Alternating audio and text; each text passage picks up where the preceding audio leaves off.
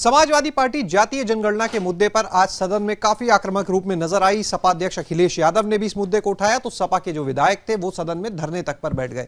हमारे साथ में कांग्रेस विधानमंडल दल की नेता आराधना मिश्रा भी इस समय है। आराधना जी, किस तरह से देखते हैं आप आज सदन में जो हंगामा रहा, अखिलेश यादव भी जातीय जनगणना के मुद्दे पर बात करते दिखे? देखिए, मैं तो ये कहूँगी कि सदन जब चलता है तो जो क्वेश्चन आवर होता है वो सबसे महत्वपूर्ण होता है, और ये वो समय होता है जब सदन के जो सदस्य होते हैं वो सवाल लगाते हैं अपने क्षेत्र से जुड़े और प्रदेश की गंभीर विषयों पे सवाल लगते हैं। तो मैं ये मानती हूँ कि इन विषयों पर चर्चा ज़रूर होनी चाहिए, और हम विपक्ष में हैं, हमारे पास और कोई माध्यम नहीं है सरकार को घेरने का, उनसे सवाल पूछने का, यही सबसे बड़ा माध्यम है। तो सरकार से हमें सवाल पूछना हमारी जिम्मेदारी है और उसको हमें गंवाना नहीं चाहिए। चर्चा होनी चाहिए, सरकार को जवाब देना चाहिए और हमें उस पर अपने सप्लीमेंट्री क्वेश्चन भी पूछने चाहिए। तो आज जिस तरह से डिसरप्ट हुआ हाउस, मैं मानती हूँ कि उसमें हम लोग के भी, मेरे भी सवाल थे उसमें और कई साथियों के थे, तो वो उचित नहीं है। अखिलेश यादव ने देखिए कांग्रेस पर भी एक सवाल ये जरूर उठाया कि जब यूपीए की सरकार थी उस समय समाजवादी पार्टी उनके समर्थन में थी, लेकिन तब भी आश्वासन दिया गया जातीय जनगणना का, लेकिन कराई नहीं गई। देखिए, सेंसेक्स की गणना अब शुरू होने वाली है, अब समय आ गया है।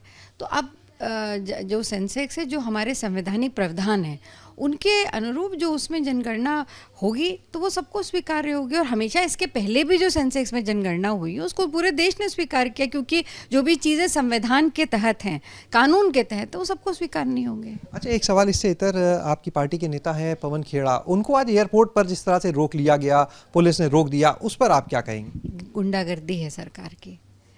एक सामान्य व्यक्ति अगर वो कहीं अपने गंतव्य से दूसरी जगह जा रहा है तो आप उसको किसी भी आधार पे, वो कोई क्रिमिनल नहीं है, वो कोई आतंकवादी नहीं है, किस आधार पे आपने उनको एक गैर प्रदेश में, जब वो वोट करने जा रहे थे, तो आपने किस आधार पे उनको रोका? मेरी जानकारी में आया कि एक कोई एफआईआर हुई है, शायद यूपी में हुई है या और किसी प्रदेश में भी हुई होगी, कि उन्होंने माननीय प्रधानमंत्री जी के पिताजी पे टिप्पणी की। वो जो मैंने क्लिप देखी उसमें उन्होंने कोई ऐसी टिप्पणी नहीं की, केवल उन्होंने नाम गलत प्रोनाउंस कर दिया था, जितना हम लोगों ने देखा।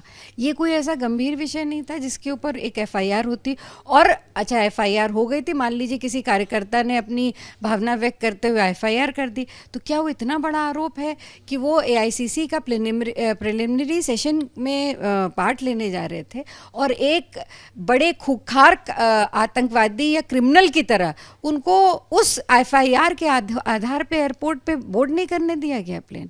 तो मैं मानती हूँ कि पूरी तरह से ये अलोकतांत्रिक है।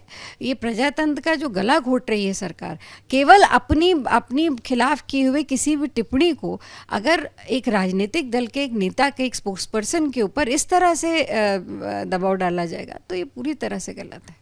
मैम, अगर आपने जैसा कहा कि एक एफआईआर की वजह से रोका गया, अगर एफआईआर देखें तो राजनीतिक लोगों के ऊपर हम खास तौर से बात करेंगे, बहुत सारे लोगों पर एफआईआर होती है।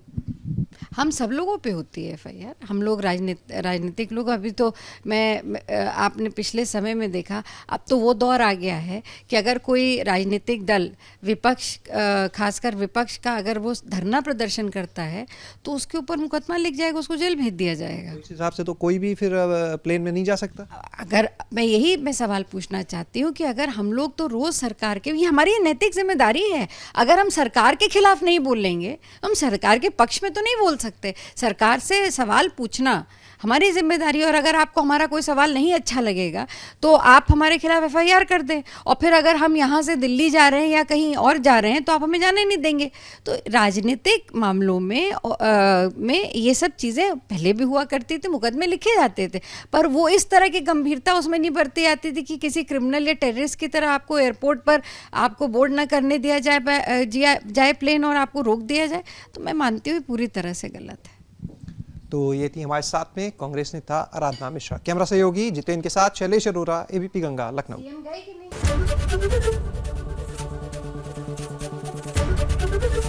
एबीपी गंगा, खबर आपकी, जुबान आपकी।